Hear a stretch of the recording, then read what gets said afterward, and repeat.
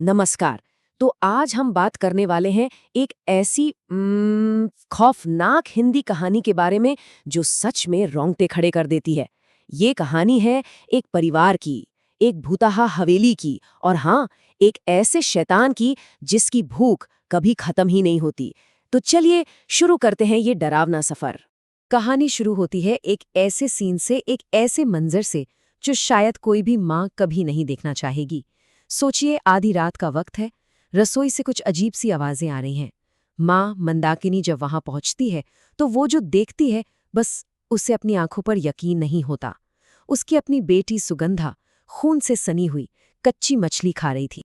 और आपको बता दूं, रसोई का वो खौफनाक नजारा वो सिर्फ किसी बुरे सपने की शुरुआत नहीं थी। नहीं, बल्कि ये तो एक बहुत बहुत बड़ी अनहोनी का पहला इशारा था। अब होता क्या है कि रसोई की उस घटना के बाद सुगंधा वो पहले जैसी सुगंधा रहती ही नहीं है। उसका पूरा बर्ताव एकदम बदल जाता है। ऐसा लगता है मानो उसके अंदर कोई और आ बसा हो। वो अजीब अजीब बातें करने लगती है, यहाँ तक कि अपनी माँ को भी नहीं पहचानती। और यहीं पर आता है कहानी में वो क्लासिक मोड़।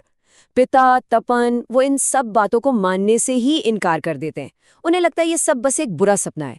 और उनका यही यकीन ना करना उस शैतानी ताकत को, आप कह सकते हैं, और मजबूत होने का मौका दे देता है ना? अक्सर हॉरर कहानियों में ऐसा ही तो होता है। जब तक लोग सच को मानते हैं तब तक बहुत देर हो चुकी होती है। लेकिन बहुत जल्द ही ये साफ हो गया कि ये कोई वहम नहीं था, ये हकीकत थी। घर पर अब मेछो भूत का साया मंडराने लगा था।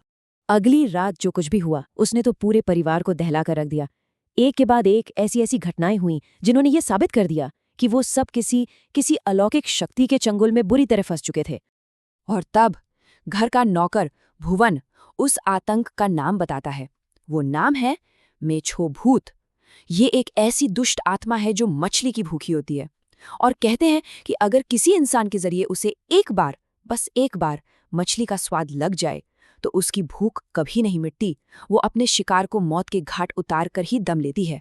भुवन की ये चेतावनी जाहिर है परिवार के डर को और भी ज्यादा बढ़ा देती है। वो साफ साफ कह देता है कि भाई ये मामला उसके बस का नहीं है, और ये कहकर वो मदद लाने के लिए निकल जाता है। अब सोचिए, परिवार उस विशाल हवेली में एकदम अकेला और बेबस रह जाता है। अब कहानी में एंट्री होती है एक तांत्रिक बाबा की, और यहीं से कहानी का सबसे सबसे ज्यादा चौंकाने वाला मोड़ सामने आता है। देखिए, अब तक सबको क्या लग रहा था, यही कि भूत सुगंधा के अंदर है, लेकिन सच्चाई तो कुछ और ही थी। तांत्रिक बाबा वो घर में कदम रखते ही भाप जाते हैं कि मामला बहुत गंभीर है। वो अपनी क्रिया शुरू करते हैं और पूरा परिवार सब यही मानकर चल रहे थे कि भाई असली शिकार तो सुगंधा ही है। लेकिन तांत्रिक की क्रिया का जो नतीजा निकला वो बेहद चौंकाने वाला था। जब वो एक पवित्र कील से सुगंधा पर क्रिया करते हैं तो कुछ भी नहीं होता, बिल्कुल कोई असर नहीं। पर जैसे ही वही कील उसकी बहन इंद्राणी के पास ले जाई जाती है, इंद्राणी का असली रूप सामने आ जाता है। उसकी आंखें एकदम लाल हो जाती हैं और वो बुरी तरह हाँफने लगती है। और फिर वो भूत सीधे इंद्राणी के मुंह से बोलता है, और इस एक पल में सब कुछ साफ हो जाता है। असली शिकार सुगंधा नहीं, इंद्राणी थी। ये खुलासा उस परिवार को अंदर तक झकझोर कर रख देता है। बाबा फिर पूरी सच्चाई बताते हैं। वो कहते हैं कि ये मेछो भूत बहुत ज्यादा चालाक है। असल में हुआ ये था कि जिस रात इंद्राणी ने दरवाजा खोला था, ठीक उसी रात भूत ने शरीर बदल लिया था। वो इंद्राणी के शरीर का इस्तेमाल कर रहा था और साथ ही साथ धीरे धीरे सुगंधा की जान ले रहा था। सब कुछ बस एक धोखा था। तो अब जब असली दुश्मन सामने था, अंतिम लड़ाई की तैयारी शुरू हुई। बाबा ने साफ कह दिया था कि इस भूत को वहीं भेजना होगा जहां से ये आया है, यानी नदी के गहरे अंधेरे में। ये प्लान बहुत जोखिम भरा था पर एकदम सटीक था। देखिए, सबसे पहले घर को सुरक्षित करना था, उसके बाद मछली का लालच देकर भूत को इंद्राणी के शरीर से बाहर निकालना था, और फिर आखिर में जब वो सबसे कमजोर हालत में हो तब उस पर अंतिम प्रहार करना था।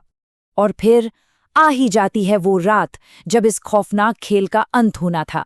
नदी के किनारे पूरे परिवार की किस्मत दांव पर लगी हुई थी। शक्तिशाली मंत्रों का असर होता है और मेछो भूत को आखिरकार इंद्राणी का शरीर छोड़ना ही पड़ता है। जैसे ही वो मछली खाने के लिए बाहर निकलता है, बाबा एक पल भी नहीं गवाते और एक जलते हुए नारियल से उस पर सीधा प्रहार करते हैं। और उस पवित्र आग में वो दुष्ट आत्मा जलकर हमेशा के लिए राख हो जाती है। इंद्राणी तो बच जाती है, लेकिन इसके बाद वो परिवार एक पल भी उस मनहूस घर में नहीं रुकता। तपन बाबू फौरन अपना तबादला करवा लेते हैं और वो हवेली एक बार फिर अपनी डरावनी कहानियों के साथ वीरान हो जाती है। कहानी तो यहाँ खत्म हो जाती है, लेकिन अपने पीछे एक सवाल छोड़ जाती है। सवाल ये कि क्या ऐसी बुरी ताकतें वाकई हमेशा के लिए खत्म हो जाती हैं या वो बस सही मौके का इंतजार करती हैं।